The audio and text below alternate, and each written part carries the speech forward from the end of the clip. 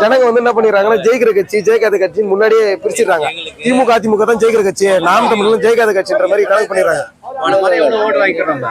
அதே மாதிரி இந்த அளவுக்கு ஓட்டு வாங்க நம்ம இந்த முறையெல்லாம் அடுத்த முறை ஜெயிக்கிற மாதிரி சந்தோஷம். அடுத்த முறையில இந்த முறையே நம்ம ஜெயிக்கணும். ஏன்னா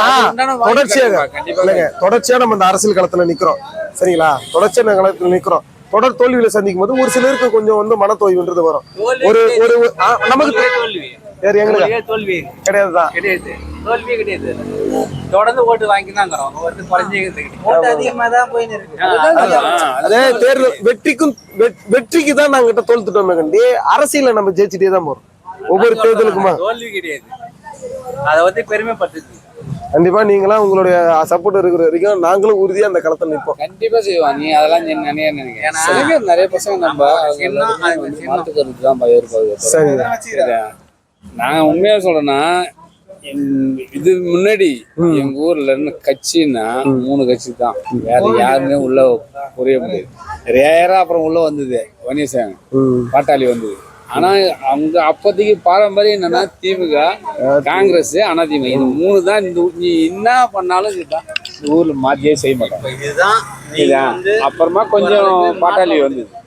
இப்போ அதெல்லாம் வேலையே இல்ல. அதை தாண்டி வந்ததுன்னு பார்த்தா நாம் தமிழர் மட்டும் தான். ஆமா ஆமா அதிகம் தான். ஏன்னா பெரும்பாலும் இந்த மீனவர் பகுதியில கொஞ்சம் நம்ம நாம் தமிழர் நாங்க இந்த பகுதியில ஓட்டே வந்து கேட்கலனாலும் ஓட்டு வந்துருச்சு. ஒரு ஆள் கூட உறுப்பினர் கிடையாது, ஆனாலும் ஓட்டு வந்துச்சு. எங்க ஊர்ல அந்த கட்சி இந்த கட்சி 3க்கு தான் இது மாதிரி இருந்தது. இன்னைக்கு வந்து எல்லாமே இருக்குது, மாற்று கருத்து இருக்குது. சீமான் வந்து நிறைய இருக்கிறாங்க, இப்போதைக்கு இருக்கிறாங்க. கண்டிப்பா அது நடக்கும். இப்ப நான் என்கிட்ட வந்து சரி, தொடர்ச்சியா மக்களை சந்திப்போம், நாங்க கண்டிப்பா ஜெயிப்போம். உங்களோட நம்பிக்கை வீண் போகாது, எங்களோட முயற்சியும் வீண் போகாது. ஆமா, தப்பு. ரொம்ப பொறுமை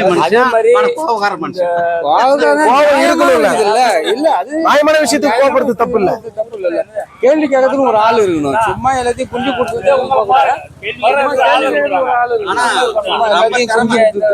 அது மாதிரி இருக்கக்கூடாது. அதுதான் வந்து கண்டிப்பா கண்டிப்பா குறைஞ்சபட்சம் ஒரு எதிர்கட்சி என்ற லெவலுக்கு போனாலே போதும். தமிழ்நாட்டை வேற மாதிரி இன்னைக்கே வந்து அது எங்கேயோ வந்துட்டு அது தெரியுதா? இன்னைக்கே எங்கேயோ வளர்ந்து எங்கேயோ வந்துருக்கு. அவ்வளவு சீக்கிரத்துல எந்த கட்சியும் அந்த மாதிரி வந்தே கிடையாது. இப்போ வந்து பெரிய விஷயம். சரிங்க, கண்டிப்பா நாங்க செய்யறோம். சரி, அதெல்லாம் எங்களால முடிஞ்சு ஓட்டு நாங்க செய்யறோம். சரிங்க, நன்றி. வரையா ஐயா, வரையா, ஏன் வரேன் அப்பலாமா, இப்படி போயிடலாம்.